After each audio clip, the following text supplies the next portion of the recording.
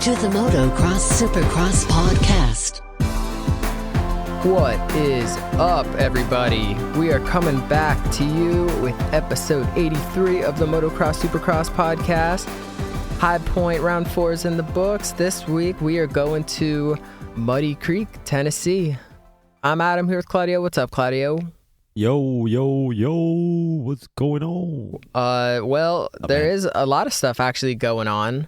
Just to jump into it, I was just reading that we were wondering what happened to Kyle Chisholm, thought maybe his concussion was a thing, but he actually posted that he tweaked his knee and had to get an MRI. So he hasn't posted the results of the MRI, but he said he was going to post them today, and he didn't post them today. So I don't know if that's a bad sign, but that is what happened. A knee injury. Well, you heard it here. That's right. That sucks, man, for Kyle Chisholm. He was doing so good. And you got some breaking news music right there.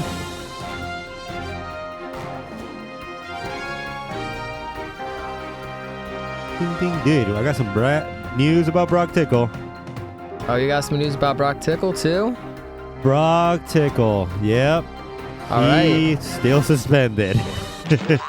Still suspended. Yeah, not really news. So yeah, I mean, that's the news. He's still suspended? There was a chance for him to not be suspended, I'm guessing? I guess there was a request to lift in the provisional suspension for the violation of the Article 7.9.2 of the FIM Anti-Doping Code. And they said, not today, Brock Tickle. So Tickle's still suspended, and there's no really I don't think there's a period of how long he's going to be suspended for. You know, we said before that since this people are like the Olympic, they do with the whole Olympic stuff and all that, he's probably going to be out for at least 4 years. So it does not look good. Sorry, it definitely does not look good for Brock Tickle at this point. What was he expecting, though? Yeah, I mean, if they didn't do it when he was with the Red Bull KTM people, they're not going to do it now that you're by yourself, like you're not doing really anything. So it seems like he needs to put Plan B into action. I don't know what Plan B is, but it seems like it's time for Plan B. I'm guessing all that was Plan A. He was probably waiting for the results of this, whatever this was, and then, now that he's still suspended, it seems like it's time to move on to the next venture. Hopefully, racing somewhere else, or I don't know, maybe he can do freestyle or something if the X Games will have him. I think this was Plan B, just to trying to get a provisional suspension revoked or whatever. So this was probably his Plan B. He's probably got to jump to Plan C now. What do you think that is? Do you think he ends up racing somewhere else, or you think maybe I don't know if anyone wants him to be like an ambassador of their brand, but maybe some kind of like corporate job? I don't even know. I really have no idea. Personal trainer or something? Was an ambassador. He could teach some riding All schools. Those ideas are very bad. Yeah, you literally said everything he violated, like as a personal trainer or ambassador. I don't think those are good ideas at all. Maybe he could open up his own track, though. That could be cool. Oh, you know what he should do? Like, how they just announced that XFL is going to be starting in 2020 to compete with the NFL? What if he starts his own, series and stuff? Now we're talking. And then you can do you can take this type of PEDs. That's what I'm saying. It would just be open. Whatever you want to do. You want to do steroids? It's probably not going to help you in motocross, but you want to be the biggest guy out there? Let's see it. Maybe allow some bike mods too. Like you can have any bike mod you want. Well, I don't know. Okay, no, I do. I like where this is going. You can put spikes and stuff on the side. Like a death race type thing. Yeah. The motocross death race. Yeah, he either has to do that or, just go with a simple thing. Like if he really wants to keep racing, go try somewhere else that is not FIM, that is not FIM regulated. So he'll be able to, because apparently he's not allowed to compete anything FIM. So I thought you were going to say he should go do the simple thing, which is sell insurance. I like the death race ideal better. That's a good one. Yeah, that would be something. That will probably turn some eyes. So we talked about Chisholm. We talked about Tickle. I don't know where that is gonna lead, but of course we're gonna stay tuned into that.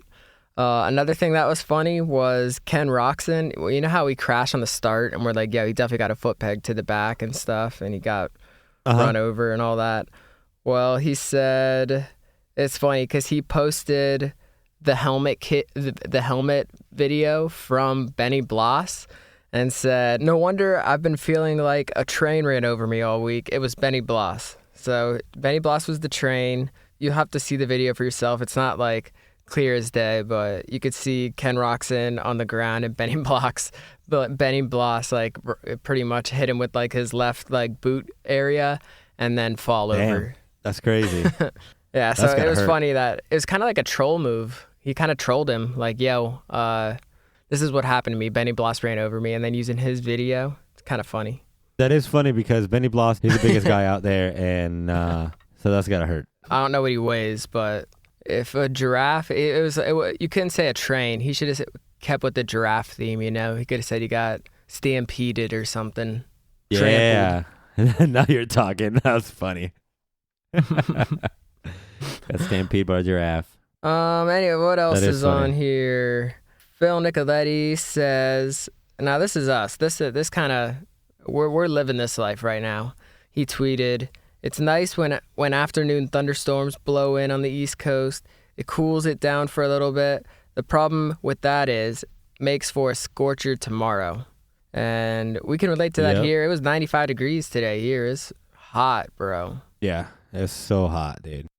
So hot. So, well, actually, speaking of... It's been, because it gets so bad right before the rain and right after the rain. Yeah, and the problem where I'm at is that we're getting the super heat, but then the rain always goes around us. So we haven't got the rain. It's just like burning it up here. But with that said, let's go ahead and I'm looking at Muddy Creek Raceway, their weather for this race this weekend. They are expecting chance of shower or two during the morning, followed by partly cloudy skies in the afternoon.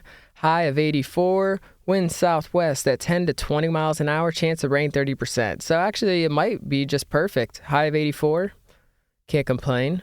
Yeah, so far it's been great weather in these races. So great weather, great tracks. Yeah, great racing too. And of course that's what we can expect this week. And Muddy Creek, I forgot to mention, you know what city Muddy Creek is in? What's that? Blountville. So we go from High Point to Blountville in 1 week. Here we go. That's a lot of references. Yeah, it is. I don't know what they're referencing, though. Yeah, no idea. Yeah. Don't know what you're talking about. Yep. We're going to High Point, Colorado, too. Oh, that's right. So it is Colorado, High Point, Blountville. What are you trying to say, Pro Motocross? Yeah, who's putting the schedule together? Someone's having a good time. Are you trying? Yeah, you sending a subliminal message over here. Speaking of Colorado, Colorado native. Whoa, Mr. nice. Eli Tomac. Nice segue. Well, you did it with the weather. You did a pretty good job there too. So. Yeah, not bad. Got to squeeze them in. Eli Tomac confirmed after the opening round in Hangtown that he wouldn't be mad if he gets invited to represent the Team USA in Motocross of Nations. Yeah, I saw this. He wouldn't. If he's asked to race, he'll do it. Like what? Yeah, man. Why wouldn't he do it? I'll do it. It's like, did they ask you? You got a bike? No, but if they do ask, of course they're gonna. If they're gonna ask anyone, of course they're gonna ask him. I don't know if he's putting that out there like, haven't been asked yet, but I would do it. It's kind of like the teacher in class who's like trying to ask a question, and then there's always one kid with his hand up, and they're just like, is anybody else? Does anybody know the answer? Anybody, anyone at all. But that's who you want to pick, for sure. You got to have Eli on your team, assuming he's healthy and still dominating. Who else you going to pick? Maybe Roczen? Eli, if he can bag Musquin and Roczen. Well, Musquin, he's not going to ride for USA, is he? Probably ride for a friend. Well, Roczen too, I Neither guess. is Roczen. Yeah, I thought it was a joke. Crap. Yeah, Mooskin, Roczen, Yep. Ferrandis. Probably Eli, Anderson, and Martin. When is the motocross designations? October 6th and 7th of 2018. Very nice. That's okay, dude. That's awesome, and that's right right before the Supercross, the Monster Million. Red Bull Straight Rhythm is kind of around that time too. Yeah. Did you see the promo for that, for the Red Bull Straight Rhythm? Yeah, where they have like the red carpet out and they're like letting people in, the bouncers. Yeah, and then they're like, and then they have the bouncers, and then they're like, "Oh, what's up, Chad?" And they're like, "Hey, what's up, mate?" And then like Chad goes in, and then they have like Villapoto, and they're like, "Oh, I hope you stick around longer than last year."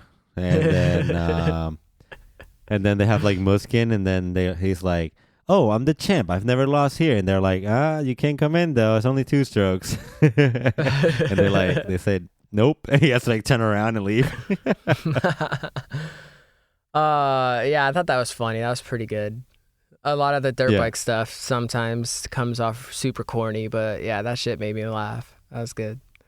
I'm really excited for all this. Yeah, there's a lot of stuff happening this year, especially with motocross and here in the United States. There's another interesting story. Travis Pastrana talks about his tribute to Evel Knievel.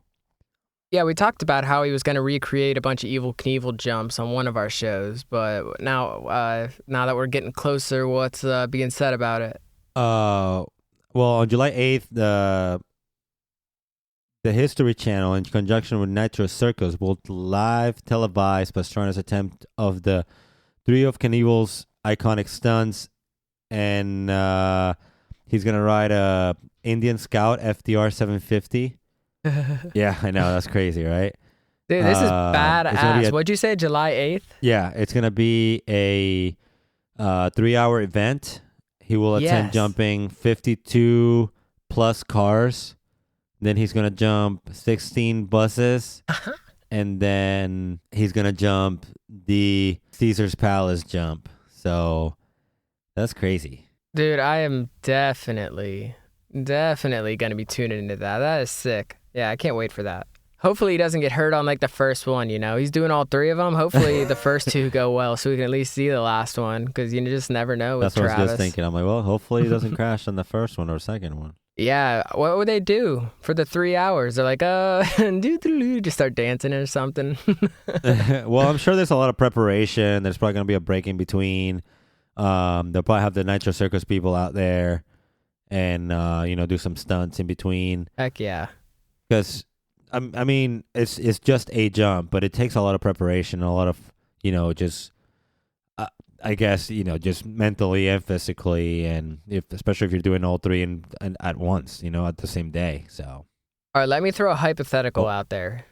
So let's say Travis Pastrana ties his shoe in the morning, walks out his front door, and he trips and like breaks his wrist or something, and he can't do the jump. They're going to plug someone else in there and be like, yo, this is your moment. And then they do it, or you think they cancel the whole event? Because I feel like... They'll probably cancel. Really? I feel like they could easily take another one of those Nitro Circus guys and put him in. And I feel like Travis gets to do the jump because he's like obviously insane. But I don't know if the difficulty of this jump is not something that another rider could do. I think someone else, another one of the Nitro Circus guys could do it if needed. That's the thing, though. If Travis is the only one getting prepared for it, I'm sure he's doing some type of jumps at his house or somewhere he's getting ready for it, I don't think there's like, oh, well, in case he gets hurt, you're the backup right here, so you should, go, practice too. I don't know if they're doing that. I doubt it. Yeah, well, I'm sure there's probably a 99% chance that this whole event goes off with no mistakes, because when Travis is under pressure, it seems to like really ramp it up a notch and always do better. Yeah, like the double backflip and stuff, that was insane. Oh, that was and awesome. I feel like this won't be as hard as that jump in, like with the technology, and if Evel Knievel could do it so long ago, like you think Travis Pastrana would just be able to just... It's just a jump, I get it, but it takes a lot of preparation, a lot of concentration, and you got to just know how really fast you got to go to jump over 54, whatever number I just said, cars, plus cars. Yeah, I think it was 52 is what you said. And the 16 buses. Yeah, that's awesome. I can't wait. July 8th. We're all definitely going to be tuning into that 8th. one. It's in a couple weeks coming up. History Channel. Yep, History Channel. So tune in. We'll try to get some more info on our Instagram at the MXSX Podcast on Instagram. And we'll obviously keep you updated with all the good stuff, all the videos, all the news, all the drama. Another news, probably unrelated with this whole, well, it's related with motocross but Zach Osborne, he posted that he was gonna, next time he's gonna be on a bike, it's gonna have a lot more horsepower. So getting ready for the 450, man. Yeah, it's about time. Let's see. That's definitely where all the talent is, so it'll be really exciting to see him up there with everyone. He did say he was going to move up after this year anyways for the Supercross season, so next Supercross season is going to be insane. Dude, I'm so excited for that already. I can't wait. Already can't wait. We're going to have like Cole Seeley back, hopefully. Yeah, Craig. Oh, yeah, Craig. And Baggett. Of course, Anderson and Musquin and Tomac, who's still dominating. I don't know why I said Baggett. Bogle. That's what I meant. The Bow Hills will be up. Of course, yep. Yeah, so that's already really exciting, especially with Weston, Pike, Bloss, those other guys who had some good showings. Maybe they improve, and you never know what can happen over these years. Barsha, we didn't even mention him. It's always that first race that's the most exciting before everyone gets hurt. That's how it's done. So yeah, Muddy Creek this weekend coming up. Perfect weather. Not really any news. Well, we talked about Chisholm. Yep. How he hurt his knee. We still don't know anything about his MRI, but we hope he's good and ready to go. Yeah, we got Tomac leading the points for the 450s, followed by Musquin and Barsha. Roczen, Baggett, Pike, Bloss, Nicoletti in that top 10 still. And then in the 250s, we got Plessinger leading the way with Martin behind him, and with Jeremy Martin behind him, Alex Martin behind him, and then Justin Cooper, of course, who's been dominating all the whole shots, and Forkner, Jordan Smith starting to ride better, Hampshire having his best finish. So we have a lot of stuff to look forward to at Muddy Creek this week. And I don't know if there's anything else that we should add to this first look episode, but I know we will be back doing some predictions in our next one. That's right. We'll be back and doing predictions in the next show. And thanks everyone for listening. See you later.